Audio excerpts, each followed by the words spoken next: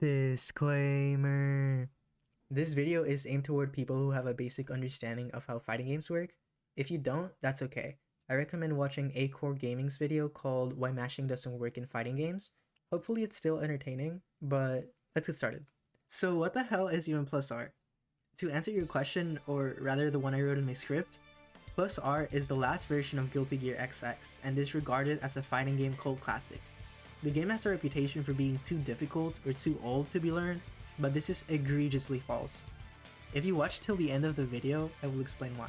But for now, let's move on to the first of many gameplay differences between the current Guilty Gear and its scary archaic counterpart. Alright, so in Strive, you generally only do slash into heavy slash or punch into kick. However, in older Guilty Gear, moves go in an ascending order, so you can do punch, kick, slash, heavy slash, and then a dust. Some characters will have more limited Gatlings. For example, Soul can do heavy slash into 2H. Order Soul, however, could not do that, but he can get something like this instead. You can also see that some combos in this game use super jump. Next up is air movement within combos. This is a fun one. So usually Soul only gets Fafnir off of his 5H, but if you manage to get a counter hit,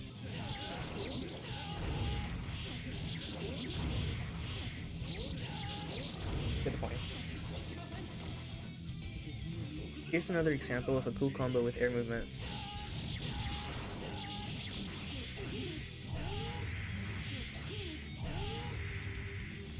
Yippee!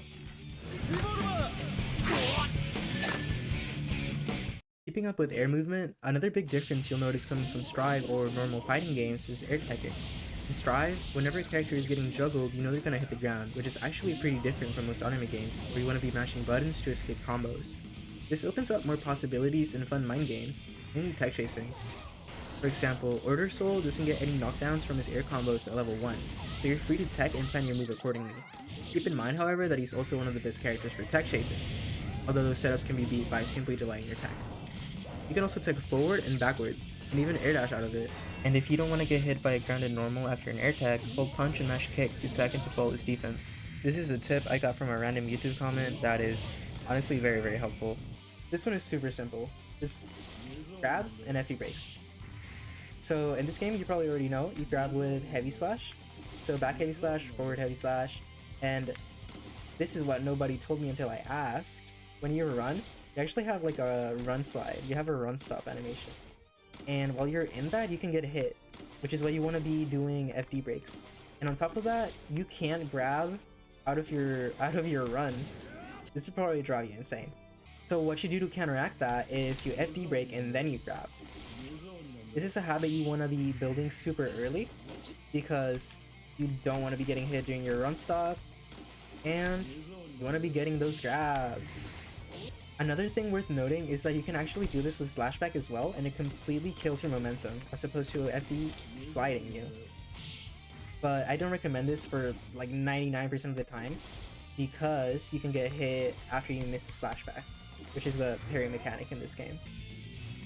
Some characters can be exceptions when it comes to FD break. For example, with Dizzy, her run just goes over lows, and then she can just throw people after. Coming up on a big one, the roaming cancel system, and for now, FRCs, aka forced roaming cancels. So in Strive terms, they're the most similar to a fast purple roaming cancel, because you can usually input them either during the startup of a move, during the recovery frames of a move, or sometimes right when it hits. Not every move will have an FRC, and the window is different for each, but it's usually 2 to 6 frames. In order for me to explain this, I'll be using good old Catholic Soul here. Do note that he has this charge bar, and he also has an action charge, which is just a way to charge it right after he does his special move. It's this little purple explosion that he does. So the cool thing is, at level 1, if you action charge after this move, you get hit. But if you FRC it, you can block. Now at level 2, this gets a little more exciting because you can go in and pressure your opponent while building your charge. This is really important for Order Soul's game plan, and the best thing is that it's a 6-frame window. It's actually pretty easy to hit. Depending on the character and the move, you can be using FRCs within combos to extend pressure, to make a move safe, or even to vary your neutral. The only other Roman cancel in this game is Red RC. It doesn't have any slowdown and it doesn't launch, but what it does do is make your character actionable as soon as you press it.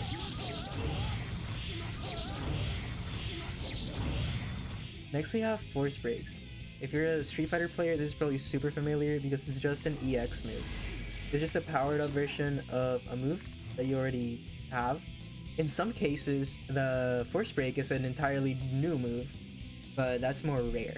So, for example, Dizzy, he has this bubble, he can pop it. If she does the powered up version, which you do by inputting the same motion and instead hitting Dust, this version tracks people. She also has Ice Stagger and EX Ice Stagger.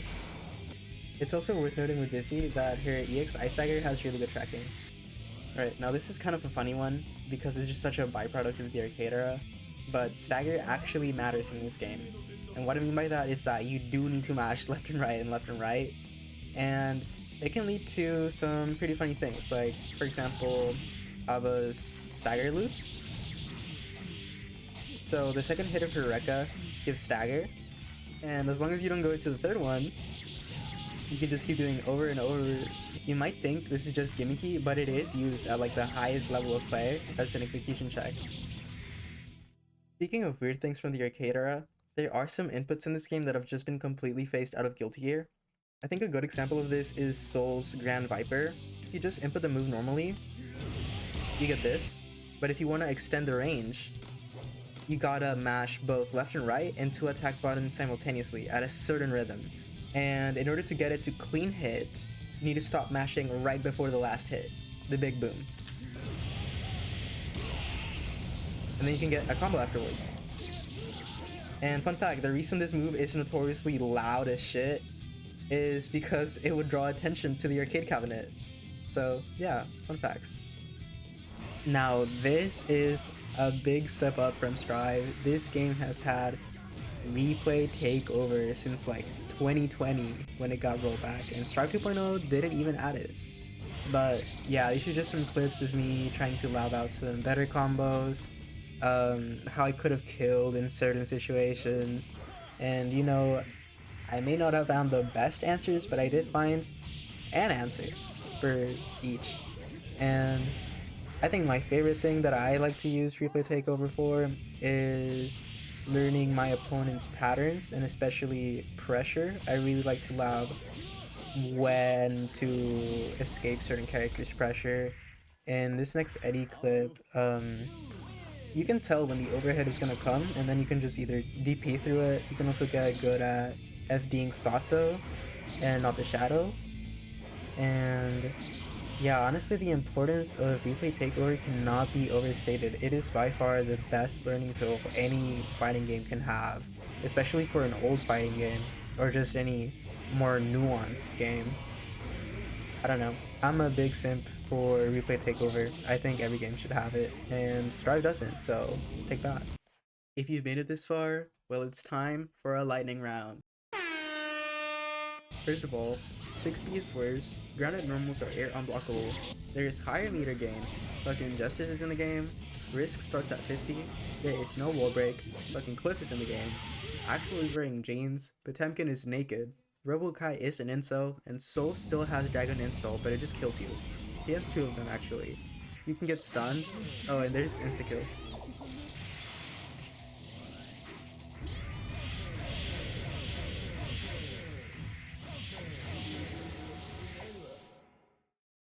This is arguably one of the coolest things in Plus R, which may sound counterintuitive to a Strive player, but Burst is bad compared to Strive.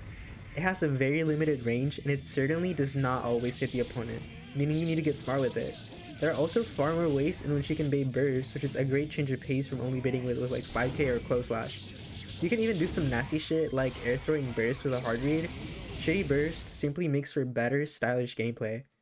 That said, There are some instances where you will miss the full screen burst from Strive, like when dealing with Sapasword or Axel combos, but I still think the value it provides is worth it. Everybody is on crack.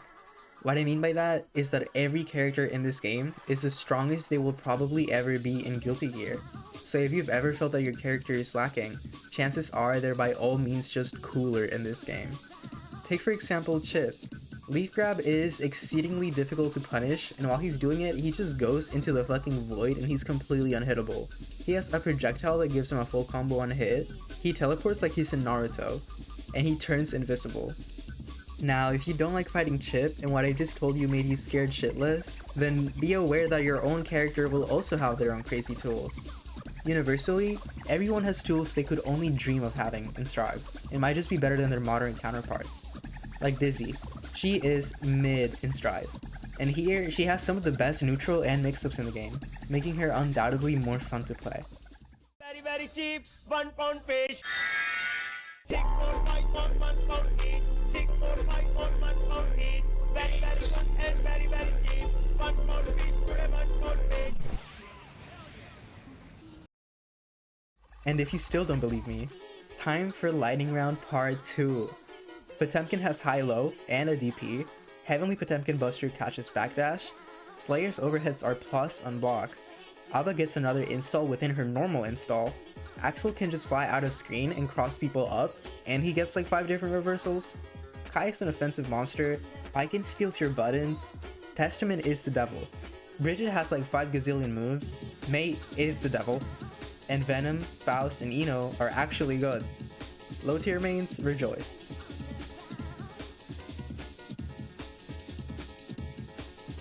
Well, I hope that was fun.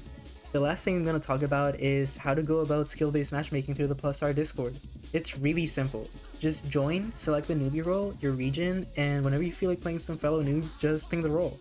This is how I started playing this game about 3 months ago, and I quickly became good enough to just play in the quick match lobby without getting pub stomped. It's been a lot of fun. Just don't get discouraged by the age of this game, because it tends to get mystified as this ultra niche video game for sweats that I've been playing for 20 years. The truth is that the community is extremely diverse and inclusive, very active, and has been steadily growing since rollback was added. Everyone I've talked to has been super nice and helpful, and the newbie role gets pinged like every single day. My goal with this channel is to break through the stigma and help new players get into what's possibly the best fighting game ever made. And here's one that's the most unbelievable of all. It says, kill your friends guilt-free. Now, if you like this video and want to start playing, just fucking leave a comment and I'll run some sets with you. I've helped a good amount of new players and would love to help some more. That's it then. Have fun.